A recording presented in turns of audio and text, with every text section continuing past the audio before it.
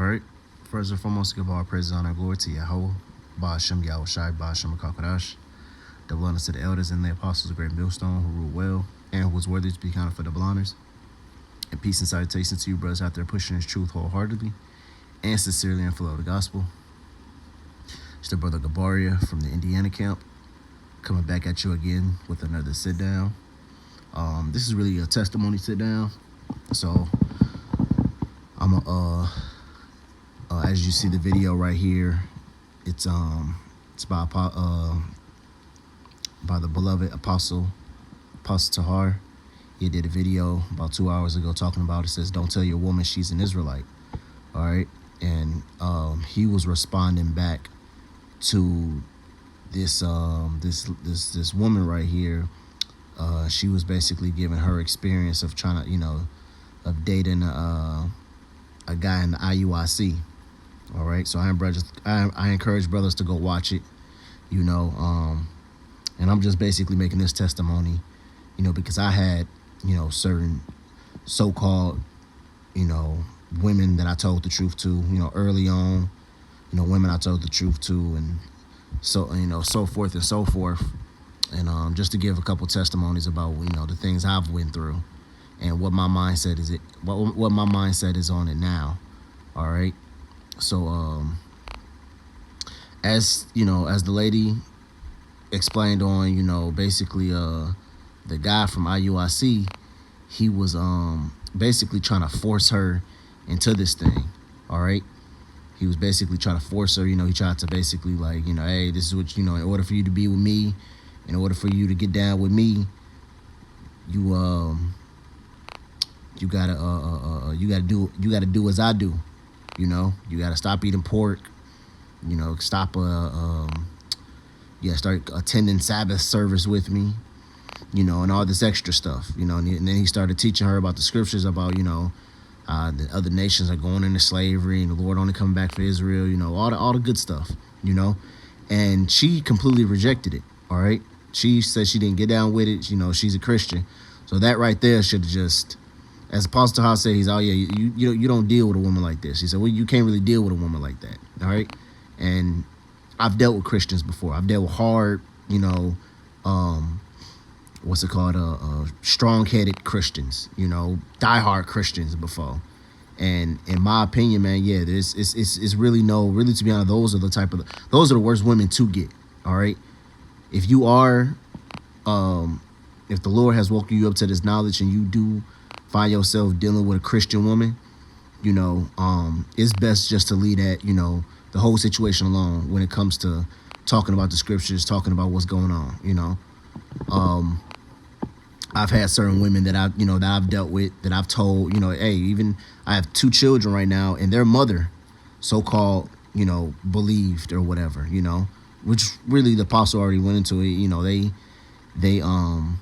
They only believe in it because you're in it. You can believe, like the apostle said, he said, man, you can believe in the lettuce God, and they'll, you giving them the pipe, you rotting them down with the pipe, they'll fold eventually. Oh yeah, the lettuce God, they'll get with it, just because you're into it,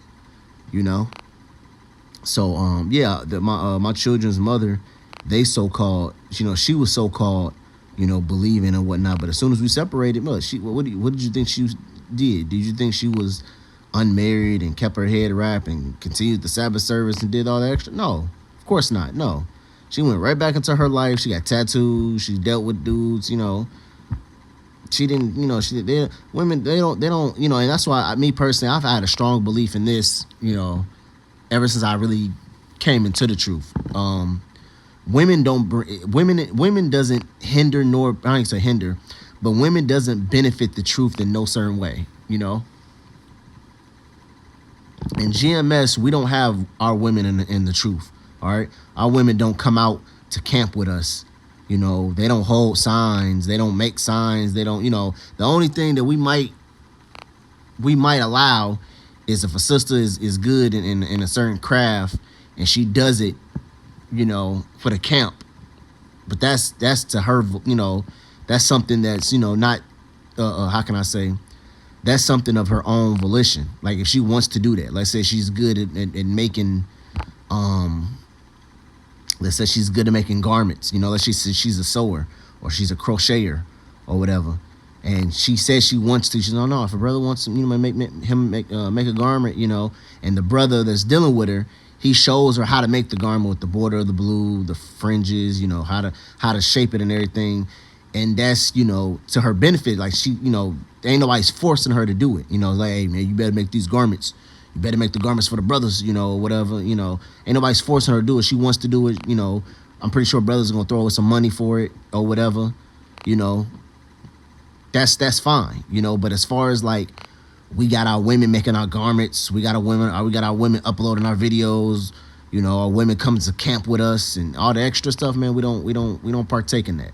All right, like Apostle Taha said, man, if you have a woman, you just deal with her as such. Now me personally, like I said, this is testimony. Me personally, when I get a woman, I don't tell her shit. I don't tell her nothing about the scriptures. Now, if she was to come to find out and ask me questions, like, hey, I seen your video, or hey, I seen you out there doing your thing. What's this about? What's this? And I tell her, I just go out there and preach the Bible. That's it. I just go out there, stand for 2-3 hours throughout the day. Teaching the Bible. I pack up and I leave. I don't go into deep details about what we do, why we do it, how we do it, how long we've been doing it. I don't do none of that. Because really, to be honest, it's none of her business. But I'll tell you, what benefit would that be? It's not really gonna be no benefit. Telling you all about this, about what I do and everything. It's a waste of time in my opinion. Because one, she's not gonna really care about it. And if she does seem like she's a little bit interested in it, then you tell her as much as you want. But then after that, if she asks me, like, listen, you ask too many questions. This is what it is. It's nothing. Nothing you need to concern yourself about. Like I said, this is my testimony. This is how I portray. When I'm dealing with a woman, I tell her, like, hey, this is what's going on. I do this. Just make sure if we do something, if we plan something, it can't be on this day. That's all I really expect for my woman to. Hey, listen, if we plan anything, we do anything, just make sure it's not gonna be on this day at this specific time. As long as it don't fall on this day, as long as it don't get in the way of what I got going on, then we straight. We'll be cool. And the woman I'm dealing with now, she understands that. She understands that the thing. She understands what I go out and do and Bible study and all that. And I just told her, listen, as long as you don't get in the way of that, we cool. And she's fine with that. She's completely fine of me doing what I do. And whatnot. So, I got this scripture right here, and this is really back up with because the guy was trying to basically shove the truth down this woman's throat. And one thing I noticed that in this truth, you can't do that. That's one thing that's just not gonna happen. It's gonna fail every time. I've tried it. Other brothers done tried it. They'll tell you, man, it's gonna fail every single time. You trying to get with a woman and tell her that, oh no, she gotta conform to the truth. It's meaningless. All right. This is 1 Corinthians chapter 7, and this is where Paul goes into heavy about how men should treat their women and how but and then in this passage he goes into what happens if your woman or husband don't believe, because sometimes you have that rare occasion where a woman might believe and she's watching the video, she's believing, and then she ended up getting with a guy who don't believe, or vice, or she's with a guy and she eventually ends up believing, but he doesn't believe. So should she just leave him and go deal with another? No. The scriptures doesn't teach that. All right. We actually have certain examples of what if the Lord has it where that woman is the woman that the Lord has it where the Lord wants to deliver that woman, the Lord might put the husband to death, and once the husband gets put to death, the woman is free game, and then the Lord might bring a brother into that woman, and then boom, the woman gets saved like that, or the Lord might actually wake up her husband, her husband might just be if her husband is part of the elect, it probably wasn't his time to wake up, but through her deeds, through the things that she's been doing, he's been like, man, my woman really about this, man. Let me give it a try. And now he tends to it, now boom, now he woken up from it. You know, it's certain brothers that I know who said that, you know, the woman that they was dealing with showed them a video, or, you know, showed them a video, and how they that's how they woke up to the truth. You know, but without further ado, this is First Corinthians chapter 7 and verse. I'm gonna start from 12. It says, "But to the rest speak I, not Lord." It says, "If a brother has a wife that believeth not, and she be pleased to dwell with him, let him not put her away." See, so if your if your if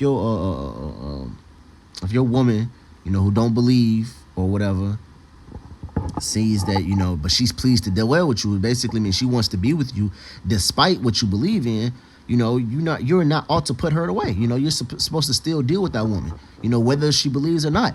You know, and then us living in this type of society, because the woman goes on about how much she's a Christian, how much, she she loves God, and John 3:16, you know, the whole Christian doctrine thing. You know, she goes into that, and what I say, if she is like that, you're supposed to, you know, deal with her accordingly. You know, but she's pleased to dwell with you, means like she can take you regardless of what you believe in. She still wants to be with you regardless of what you believe in. You know, so you're supposed to, you know, still deal with that woman. All right. It says, verse 13. It says, "And the woman which hath not a husband that believe not," it's like, "which hath a husband that believe not, and if he be pleased to dwell with her, let her not leave him alone. For the unbelieving husband is sanctified by the believing wife, and the unbelieving wife is sanctified by the husband. Else were your children unclean, but now are they holy." See, so it's going into, like, you know, you're being sanctified. Let's look at the word sanctified right quick. You're being acknowledged, rendered, purified. It says to make holy, that is ceremony, purified, consecrated. You know, you're doing that through your significant other. You know, and like I said, man, the Lord can bring in that person because of you. You know, if the Lord really wants to, you know, if the Lord, you know, cares, and, you know, and if the Lord cares, and the Lord, you know, has compassion, have mercy, you know, that your significant other can receive mercy because of you. You know, like, for example, our children and our wives that we have at our house, you know, if it be in the Lord's will, if it be on the Lord's will, they're going to receive salvation through us, you know, and that's ultimately, and that's my number one thing that I keep in my mind always. You know, if you really love your children, if you really love your wife, if you really love them as much as you say you are, then guess what? You just keep doing the things of Yahweh Bashem Yahshua commanded you to do, and the Lord will save them through you, you know? So if you want to see your children receive salvation, if you want to see your woman receive salvation, whether they believe or not, guess what? You just got to make sure you're straight. You got to make sure that you're on point. You got to make sure that you're doing what you're supposed to do. Because if you receive salvation, the Lord might have mercy and give salvation to your whole household, you know? So you, your children, your grandchildren, they all might receive salvation because of you. Hey, we seen it happen before, you know? Did not Noah and his household receive salvation? Did not Rahab the harlot and her household receive salvation? You know?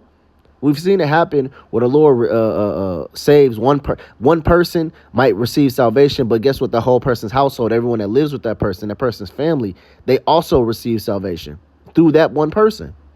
You know. Now, is it a guarantee? No. You know, the Lord, you know, can deal how, you know, how he wants to deal. You know, he might only wants to save you and then get rid of your household. But then again, guess what? The Lord might give you your family back. You know, the Lord might give you your wife back, your children back. You know, the Lord has power over the spirits.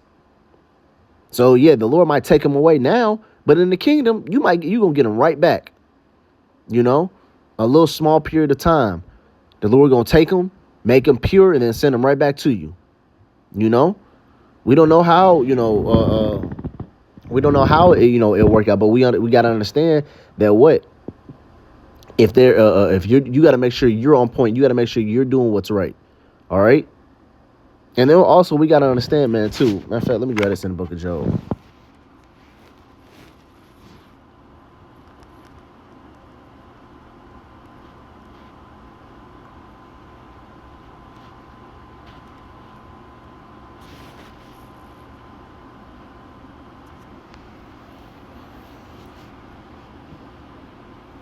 This is Job chapter 39 and verse 16. It says, "She is hardened against her young ones as though they were not hers. Her labor is in vain without fear." Verse 17, "Because Yahweh hath deprived her of wisdom, neither hath he imparted to her understanding." See, and that word deprive goes into what? To forget, to deprive, forgotten, cause to forget, allow to be forgotten. See? So the Lord, has basically took all the wisdom of the woman, and made her forget it. So her understanding is not going to be on the same par of your understanding. All right. Also, the scriptures calls her what? The weaker vessel, man. And what does that mean? Weaker vessel mean? Which means what? She's not going to be mentally stronger than a man. She's not going to be physically stronger than a man. She's not going to be emotionally stronger than a man. She's going to be subservient up under a man in every aspect. See, though this world has you prove that a woman is equal to a man. Listen, the scriptures doesn't support that. The scriptures what has the woman under the man in everything: mental capacity, emotional, spiritual. Every little thing, the woman is going to be up under a man, So we can't, how can I say? We can't, what am I trying to say? Not force, but we can't hope that she's going to receive the understanding as we receive it. First of all, she's the weaker vessel, and the Lord have deprived her of wisdom. So the woman's mind is just basically going off pure how she feels. That's why she's so manipulated. That's why she can get manipulated so easily. A dude can talk a woman into doing something, and she go head over heels for it. But see, what men, we can kind of see through bullshit. That's why dudes are usually scared of meeting the father and not meet and cool with meeting the mother, because the man can see through bullshit. The man can see through a man. A man can see through another man's bullshit. You can see it, but a woman can get easily deceived. That's why the dudes all you bring home the dude. The dude always cool to meet the mom. He's like, oh, the mom, and what the mom gonna say? The mom gonna just say a whole bunch of carnal stuff. Oh, he cute. Oh, girl, you got you a good one. He look like he got money. He look this. He look that good. But the dad's gonna test you. Hey man, yeah, you know how to change a tire? What's this called? What's the difference between a regular wrench and an Allen wrench? How many miles of gas can your car get? He gonna ask you questions to see, do you know something? Are you just a pretty face? Because once you let your daughter go with this dude, it ain't gonna be no, hey dad, can you come do that? No, where's your dude at? Where your guy at? He's supposed to be doing this. I gave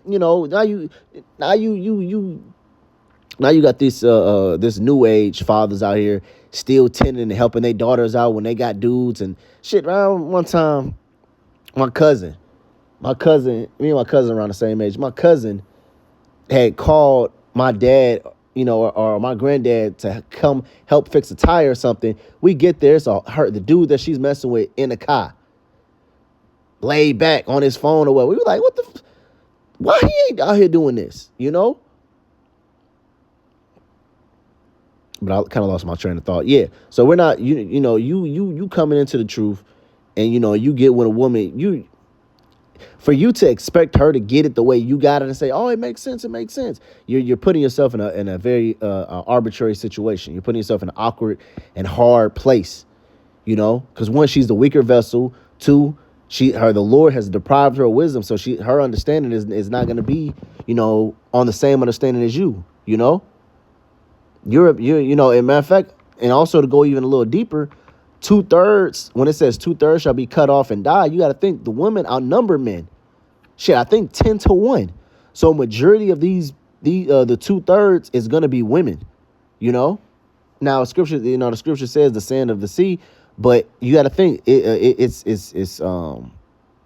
was designed for the one man to have multiple women.